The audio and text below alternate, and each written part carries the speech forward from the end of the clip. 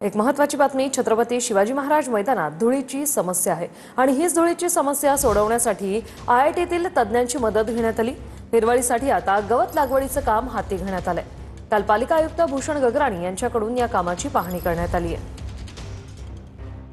दादरच्या छत्रपती शिवाजी महाराज पार्क मैदानात धुळीच्या समस्येसाठी आता आयुक्त भूषण गगराणी यांनी आता नवीन या ठिकाणी एक गवत लागवड या ठिकाणी करणार आहे आणि कालच आयुक्त भूषण गगराणी यांनी काल या ठिकाणी येऊन त्यांनी पाहणी केली आहे। दादरमधील छत्रपती शिवाजी महाराज मैदानात धुळीची समस्या सोडवण्यासाठी मुंबई महापालिकेने आयआयटीतील तंत्रज्ञानाची मदत घेतली आहे आणि ह्या तंत्रज्ञानाच्या मदतीने मैदानात उडणाऱ्या धुळीवर नियंत्रण मिळवण्यासाठी तसंच हिरवळीसाठी आता गवत लागवडीचं काम हाती घेण्यात येणार आहे।